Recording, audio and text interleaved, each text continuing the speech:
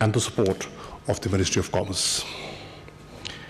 The idea of convening this conference is driven by two key objectives. Firstly, deepening Pakistan's engagement with Africa.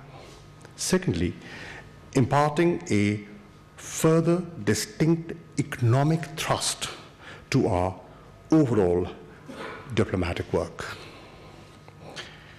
It has long been felt that Pakistan's outreach to the African continent has remained suboptimal. This must change, as Africa is the continent of the future. Similarly, we believe this is an era of sharper focus on geoeconomics, and Pakistan must be in sync with evolving global trends. Today's world is characterized by flux, major power rivalries, and continuing readjustments in response to growing traditional and non-traditional threats and challenges, particularly in the economic and security realms. The center of gravity for the global economy has shifted from North America and Western Europe to parts of Asia and Africa. Africa's importance is self-evident. A geographical expanse of 30.37 million square kilometers, home to 1.3 billion people in 54 states, and a combined GDP of over $2.3 trillion. Politically, the salience of African nations is reflected in diverse forums, from UN to African Union to NAM to OIC. Whether it is peacekeeping or peace building, or sustainable development goals, or UN Security Council reform, African perspectives remain indispensable. In recent years, certain African countries' growth rates have outpaced all others in the world. The continent witnessed an 11% growth in foreign direct investment in 2018, reaching $46 billion. The launch of the African Continental Free Trade Area has commenced an entirely new phase and promises exciting opportunities that never existed before.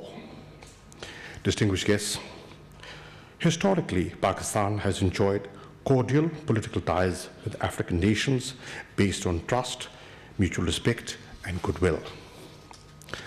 Pakistan was one of the ardent supporters of their struggles for independence from colonialism. We were also among the countries firmly opposed to the system of apartheid. In the post-independence decades, our relations developed in myriad of fields. These were most prominent in the maintenance of peace and security and fruitful collaboration in multilateral fora. As part of platforms such as NAM and G77, we worked together to advance our common political and socio-economic development goals. Pakistan is also truly proud of the contributions made by our brave soldiers and security personnel over the past several decades as part of UN peacekeeping operations in Africa. Our defense cooperation with African countries is increasing. Pakistan has offered assistance in capacity building of African forces in counterterrorism and security-related disciplines. In the fields of training and development of human capital, Pakistan offers educational and capacity building courses to a large number of countries. Over 700 diplomats from 52 countries have availed of diplomatic training courses at the Foreign Service Academy in Islamabad. Yet, notwithstanding the enormous goodwill that exists on both sides, the volume of our trade and the quality of economic engagement with Africa has remained far below the potential. In Africa's total portfolio of over $1 trillion, Pakistan-Africa trade is less than $5 billion. The picture on investment and commercial cooperation is not different either. Business-to-business interactions are infrequent. The hard and soft connectivity is not up to the desired level. Distinguished guests, deeply conscious of the importance of Africa, our government has commenced the Engage Africa policy, which envisages concrete steps for practical cooperation.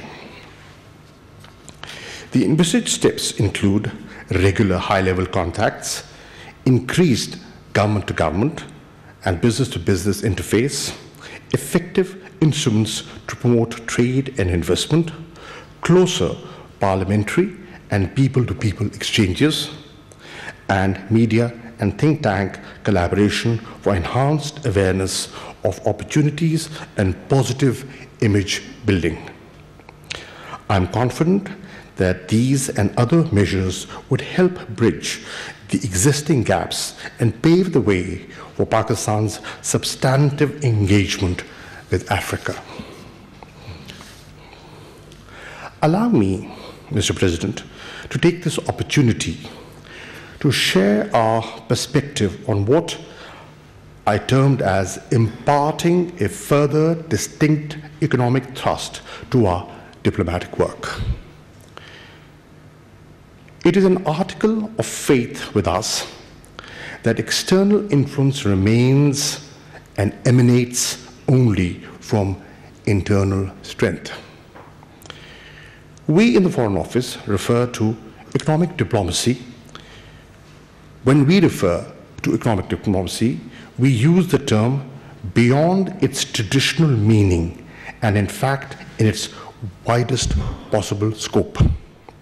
Essentially, besides promoting exports, which is one of the highest priorities, we focus on investments, economic and commercial cooperation, transfer of technology, tourism, interface with multilateral financial institutions, visa facilitation, support to Pakistan diaspora, projection of Pakistan's soft image, and so on. Issues from revision of travel advisories to FATF to GSP Plus remain the focus of our endeavors. In the domestic context, we aim to build synergies and coalitions with all concerned departments, agencies, and federations. We wish to have creative and effective partnerships with all, be it Commerce, Board of Investment, Finance, Economic Affairs Division, Food Security, MODP, or FPCCI, to reinforce each other's efforts. It is only through such constructive engagement that we can advance the core national objective of economic development and realize the leadership's vision. I'm confident that, among other things, this Envoys Conference would help knit us together into a single unit, singularly focused on win-win solutions. Distinguished guests, coming back to Africa, we appreciate the progress achieved by African countries in strengthening their economies, infrastructure, and social sectors. We hope this impressive growth trajectory would continue to forge ahead in the years to come.